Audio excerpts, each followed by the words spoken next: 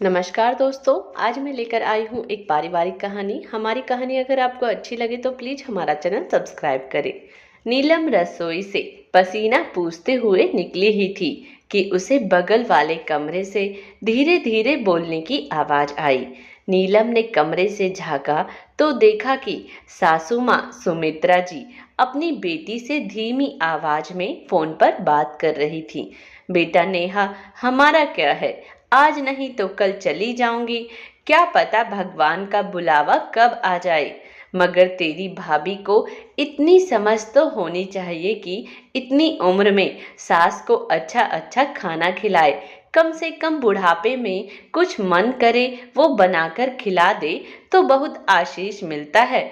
लेकिन नहीं, जब देखो रोटी सब्जी दाल चावल यही बनाती है।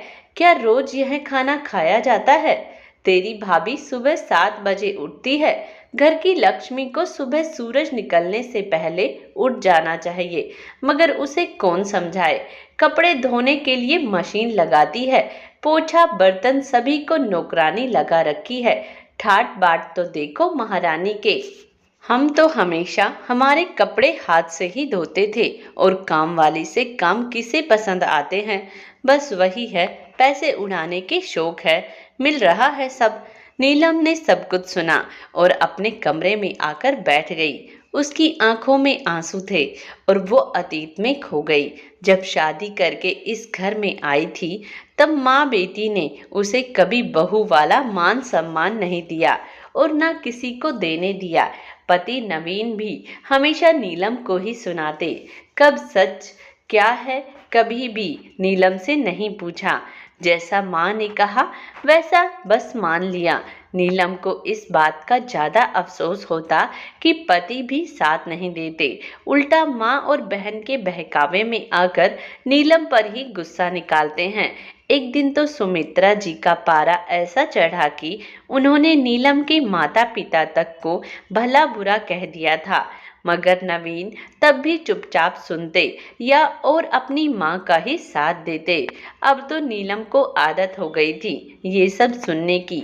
ऐसा नहीं था कि नीलम को गुस्सा नहीं आता था या बुरा नहीं लगता था, बस घर में बेवजह के कलह नहीं चाहती थी।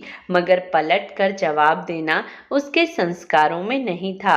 नीलम मन ही मन कुढ़ती, पर मायके में भी नहीं बता सकती थी। उसके माता पिता की भी उम्र हो चली थी, इसीलिए उसे कोई टेंशन नहीं देना चाहती थी। उम्र के साथ उसके पिता को हाई ब्लड प्रेशर की समस्या भी थी। लेकिन कुछ दिनों बाद पति नवीन का तबादला दूसरे शहर में हो गया, जिस वजह से दोनों वहां जाकर बस गए। दूसरे शहर में आए 2 महीने ही हुए थे कि सासू माँ सुमित्रा जी को हार्ट अटैक आया और सुमित्रा जी का ऑपरेशन करवाकर सास और ससुर जी को नवीन जी यहीं शहर ले आए। बेटी नेहा की शादी हो गई थी तो अब सुमित्रा जी फोन पर बेटी को सारी राम कहानी सुनाती थी।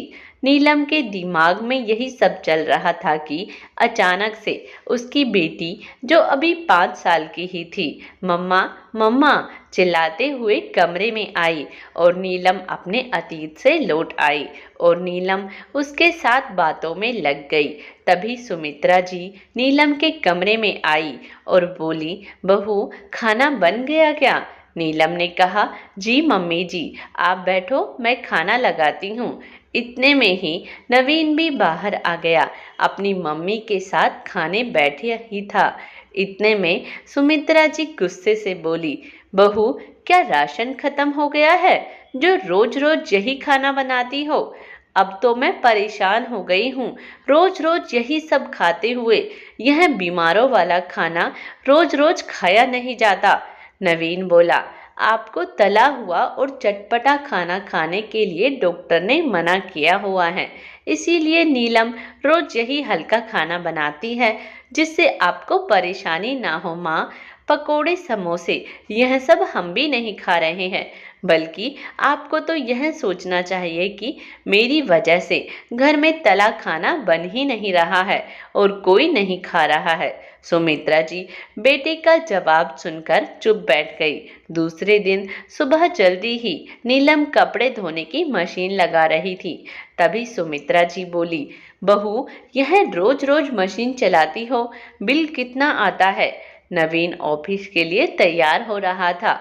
वह सुनकर बाहर आया और बोला, हाँ माँ जानते हैं बिल कितना आता है और वह बिल मैं भरता हूँ, इसीलिए आपको चिंता करने की कोई ज़रूरत नहीं है। और अगर नीलम दिन भर कपड़े बर्तन यही करेगी तो दूसरे काम कब करेगी? नीलम को बच्चों का भी ख्याल रखना पड़ता है। सुमित्रा जी फिर चुप बैठ गई। नीलम के लिए यह पल जिंदगी के खुशनुमा पल थे जब नवीन उसका साथ दे रहा था। नवीन आज शाम को पहली बार नीलम के लिए गजरा लेकर आया था और अपने हाथों से उसे नीलम के बालों में लगाते हुए बोला, नीलम हो सके तो मुझे माफ कर देना। नीलम ने कहा, क्यों, किस बात के लिए? नवीन ने जवाब दिया, एक रोज जब मैं अपने कमरे में ऑफिस का काम कर रहा था, मुझे बगल वाले कमरे से माँ की आवाज़ सुनाई दी थी। माँ तुम्हारी ही बुराई कर रही थी और मैं जब कमरे से बाहर आया तो मैंने तुम्हें देखा, तुम अपने कमरे में आकर रो रही थी। तब मुझे पहली बार समझ आया था कि अब तक मैंने ना जाने अनजाने में कितनी बार तुम्हारा दिल दुखाया होगा। नीलम बोली, आप सब समझ गए और आपने मेरा साथ दिया। यह जिस जिंदगी के सबसे खुशनुमा पल है, मैं इन्हें कभी नहीं भूलूंगी। और नीलम नवीन के गले लग गई। दोस्तों, घर परिवार में बातें सबके होती है, लेकिन उन बातों को लेकर बैठ जाना और उन्हें घर में कलह का रूप देना सही नहीं है। हाँ, अपने पति को भी इस बात को समझाने की कोशिश करें कि हाँ, आखिर गलती किसकी है। सास अगर पुराने ख्यालात की है तो पति का सपोर्ट बहुत ज़रूरी है और माँ को भी समझाना चाहिए। तो दोस्तों, अपने विचार कमेंट्स बॉक्स में हमें ज़रूर दें और हमारा चैनल प्लीज़ सब्सक्राइब करें। धन्यवाद।